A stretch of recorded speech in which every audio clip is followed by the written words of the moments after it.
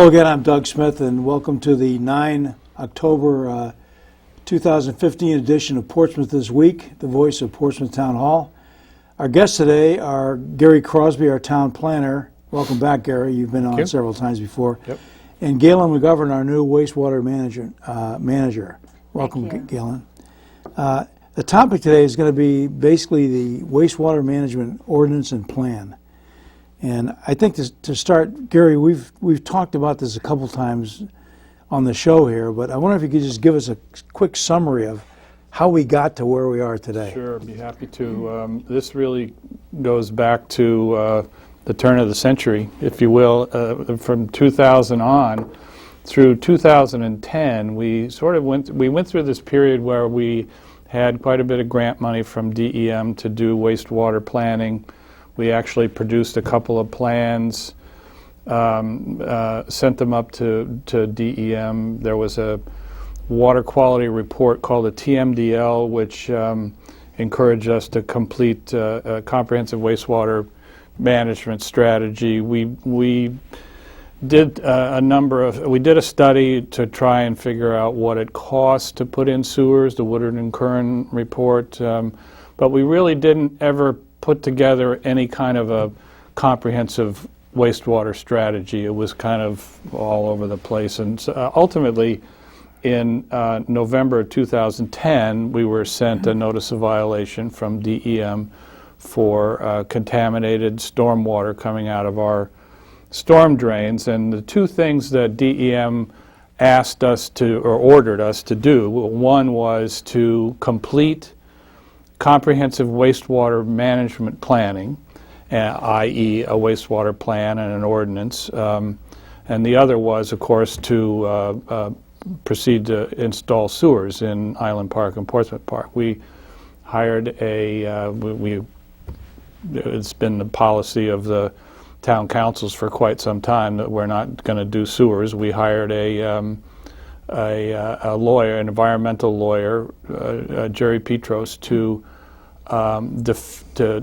dispute the notice of violation and basically say you don't have the authority to force us to install sewers. And so we were marching down that road. I went to the council in 2012 and I said, this is all well and good, but what if we win? I mean, we're still going to have to do some wastewater planning. We're still going to have to do something to address the pollution issue. The pollution issue. So I said, why don't I take a crack at rewriting writing an on-site wastewater management plan that makes a cogent argument that we don't need to put in sewers. And they agreed, so it took me about a year to put together the plan and a draft ordinance, sent it up to DEM. And those two documents basically sat there for almost a year because DEM didn't want to comment on them because of the legal suit that we were pursuing. But ultimately, in March of 2014, Director Coit, DEM, came to us and said, we'd really like to try and figure out a way to settle this without getting to a hearing.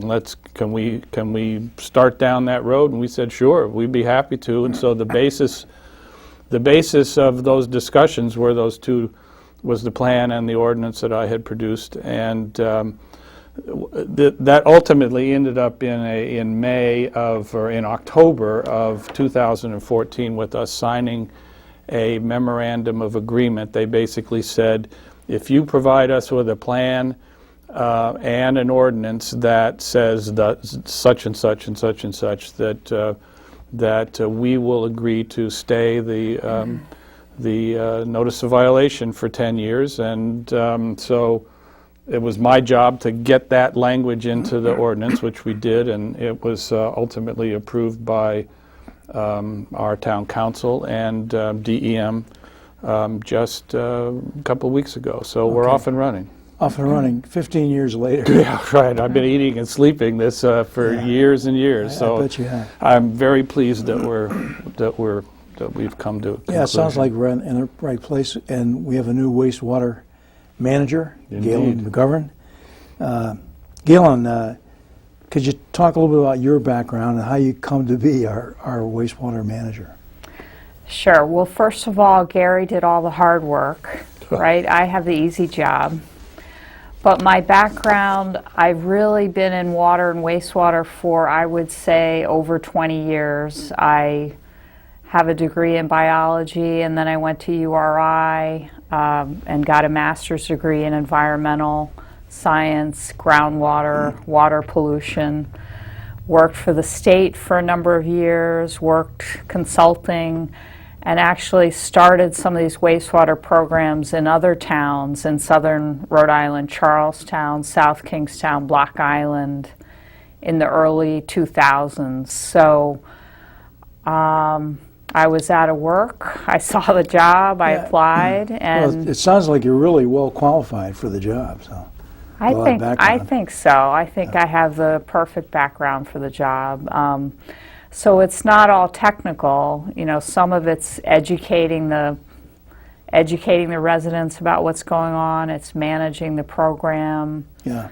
We have a database. There's a lot of aspects to it. Yeah. One of the things you'll find out in Portsmouth, educating the public is a contact sport. Well, she is superb at talking to people about this. You know, when somebody comes in for a question or something like that, Galen's got it. That's great. Well, I'm going to get down to the bottom. I'm going to ask you how we can contact you. But can you talk about your duties as the wastewater management? What will you do, or what are you doing?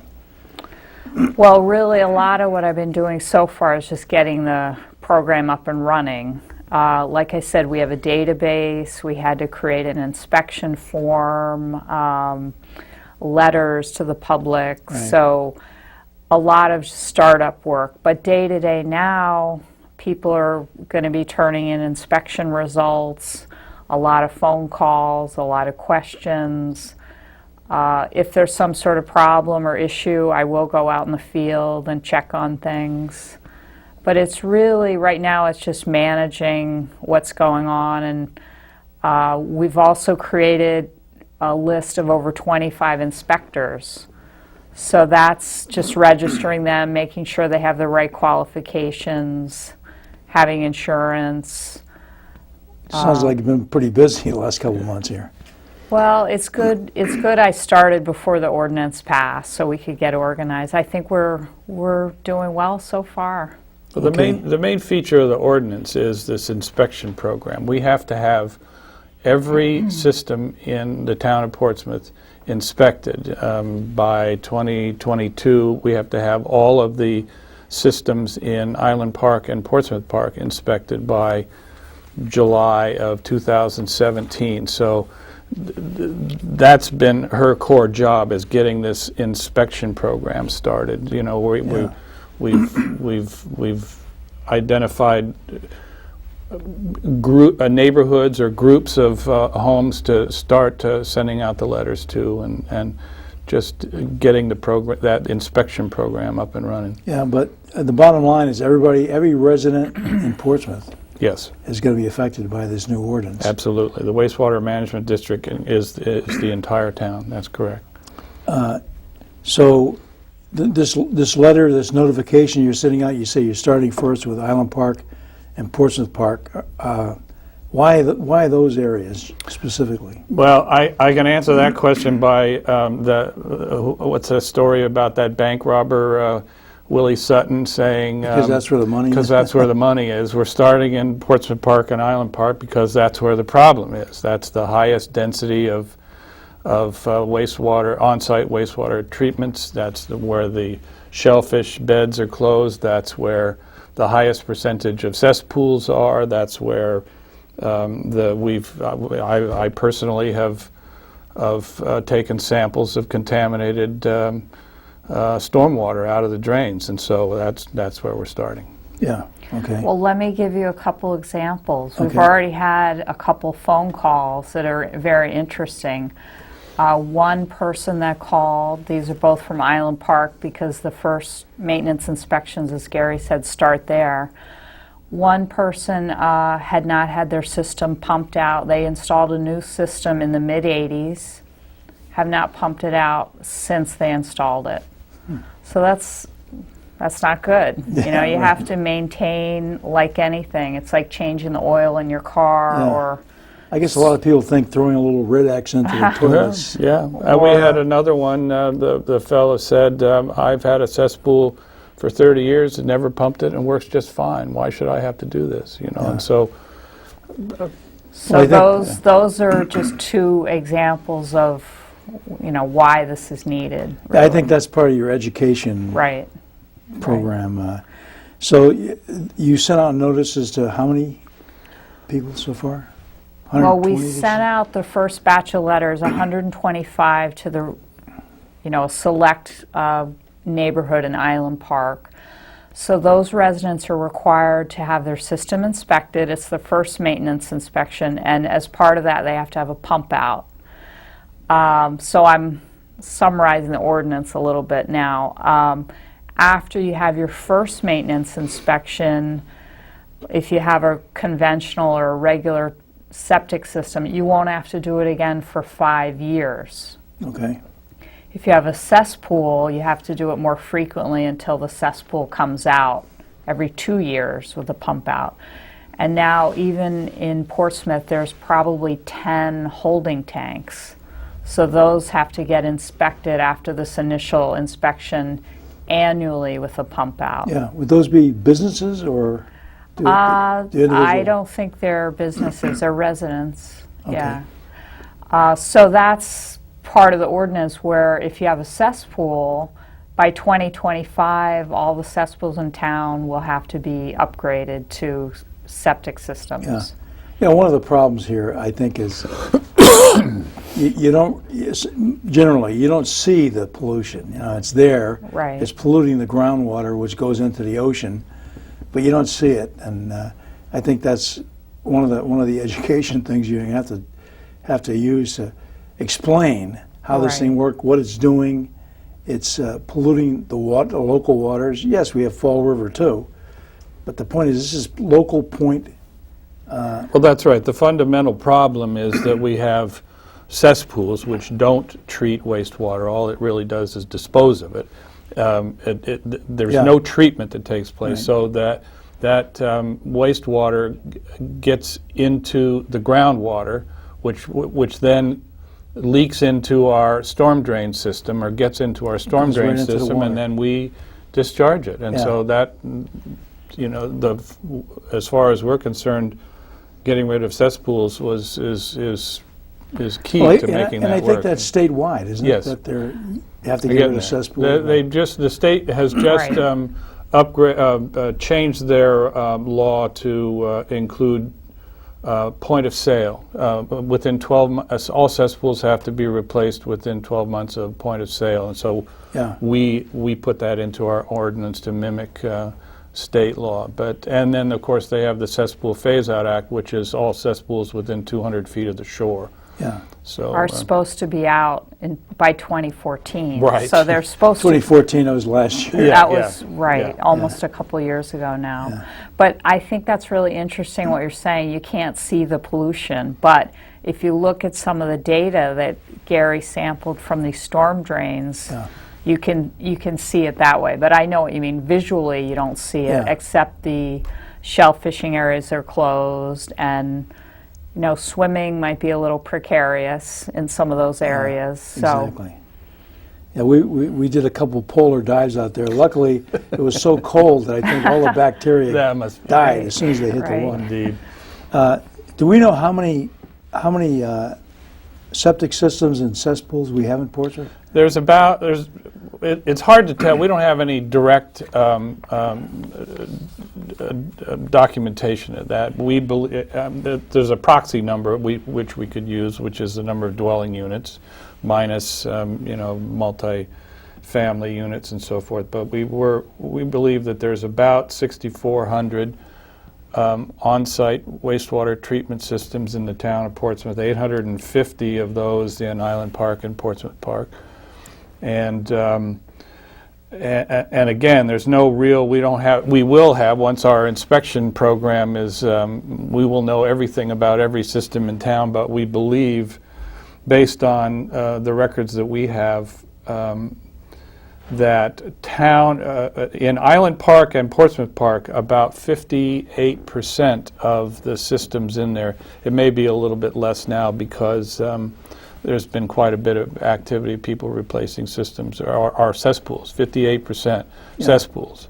Townwide, apart from those neighborhoods, it's about 20%. So there's That's a considerable number still. It is, and you know, so again, that's one of the reasons why we're starting where we're starting. Okay, for dummies, could you explain the difference between a cesspool and a septic system? Sure, I'll take this one. So a cesspool is typically, it could be a metal drum in some cases, but most typically it's a stone-lined pit in the ground. Okay. So the wastewater goes in, it goes basically right into the groundwater. There's no real treatment of the waste. Yeah. Traditional septic system has a septic tank that contains the solids, and then there's a drain field, so the liquid goes out to the drain field. Now, you know, a lot of these alternative newfangled systems have a tank and then a treatment unit and then a drain field. And there's, you know, a lot of different technologies that are available now that really do a better job, especially with nitrogen and bacteria. Yeah, so a cesspool is essentially a hole in the ground. It is. I have, and not only that, but I have witnessed, you know, the pumping out of a cesspool, and you can, and instantly you see groundwater coming right back in, flowing right back in. So well, you know this cesspool is is very just, low. That's exactly right. You know, it's just above the water table. And when I say all it does is dispose of the wastewater rather than treat it, but where the treatment takes place in a conventional septic system is the 3 feet below, the 3 feet of soil which is below the leach field and above the groundwater. It's oftentimes why you'll see mounded systems, because you need to get that separation between the groundwater and the leach field. So the leach field distributes the effluent out, and then it goes down through the soil, and that's where the treatment takes place. Okay. And so if you don't have that, and clearly a cesspool, that's not happening at all. It's just the effluent is going straight into the soil and then the groundwater. Yeah. Well, and one more point about the cesspools. A lot of times, due to their age and just the way they're built, they're structurally unsound. You know, they're crumbling, Yeah, they've and probably they're never been looked at. right. So they're not really containing the waste at all, or Yeah. treating it, as Right. Gary said. And you know, over the years, our population has increased dramatically since the 50s, for example. And so that could be another kind of problem, overpopulation or just a large population. Well, that's right. Right. You have systems in the ground that are not designed to take the loads that they are taking. If you have a house that was seasonal use only, and all of a sudden you're using it year-round, or you got a bigger family or whatever, Right. and we have these. This is one of the reasons why we have why the inspection program is to see if one of the data points that we want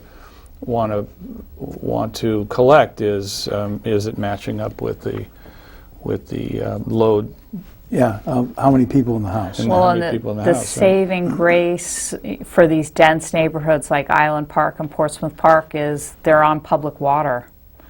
Now, if you had wells in those areas, They'd be contaminated. Oh, yeah. they sure would. Terrible problem. Okay, so just to recap, the ordinance is basically in place. You sent out the first batch of requirements to be inspected within how many days? 60 days? 60 days. Right. Okay, now, what happens if people just ignore that or, disregard Well, let me the answer law. that by talking about the appeal process in the ordinance. If somebody, there's two basic things to be enforced in the ordinance. One is if you do not have your system inspected during that 60-day period that we tell you to, and the other is if your system is found to be failed in the inspection, that you're required to apply to DEM to get it fixed. And so those are and we will enforce those two things. Now, the way the appeal is, and if we'll send out a notice of violation. Somebody wants to contest that or dispute that. The first opportunity is with an administrative conference with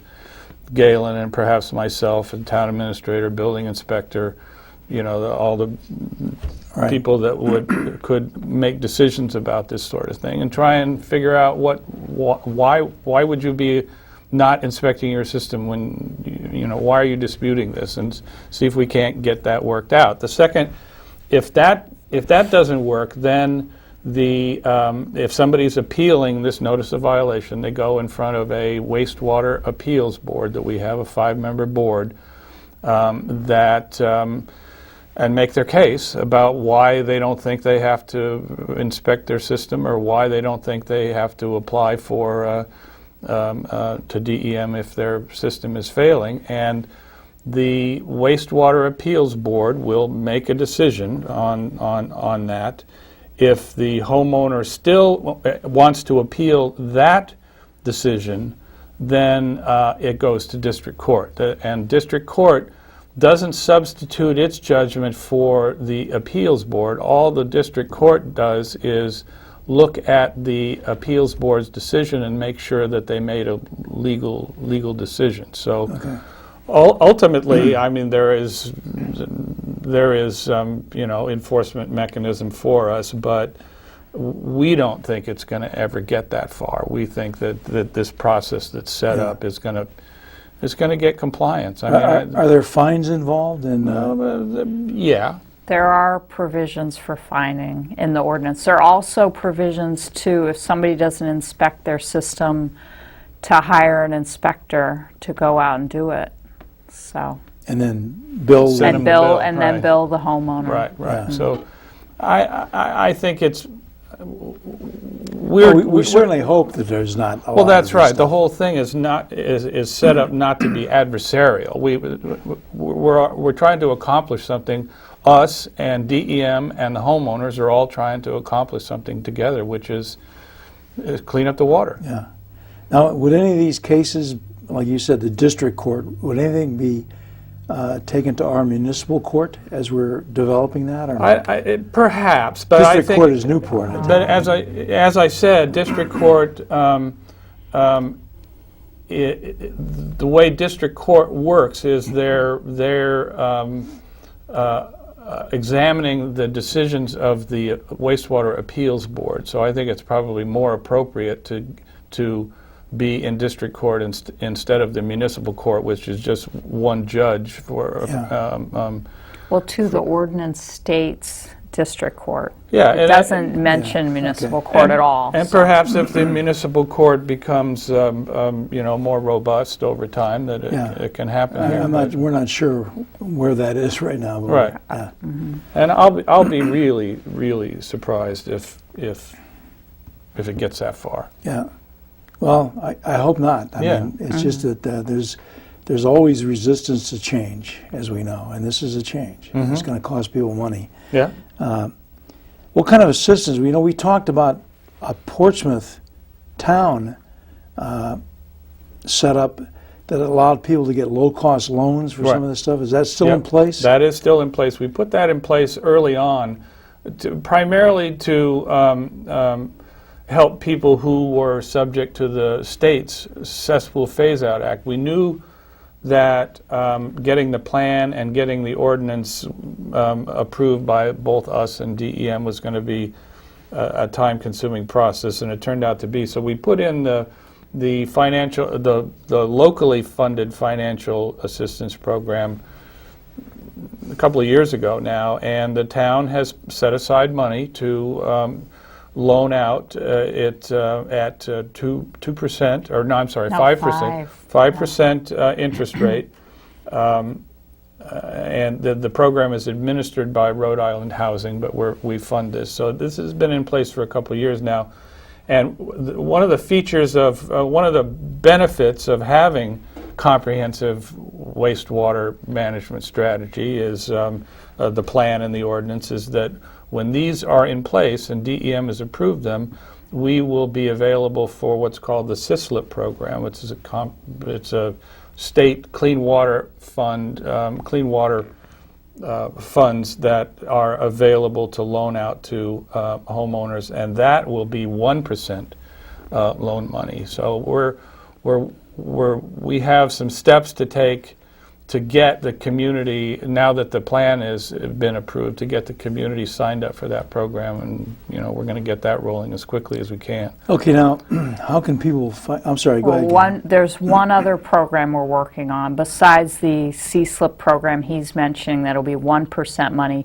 We're also working with Church Community Housing to develop a program for people that meet the low income requirements. So we're still working through that, but that should be up and running by the first of the year. Also, possibly deferred loans, zero interest loans, if you meet the income requirements. Yeah. Now, can people take advantage of multiple of the, all of these things, or is there a limit in the amount of money you could borrow, for example?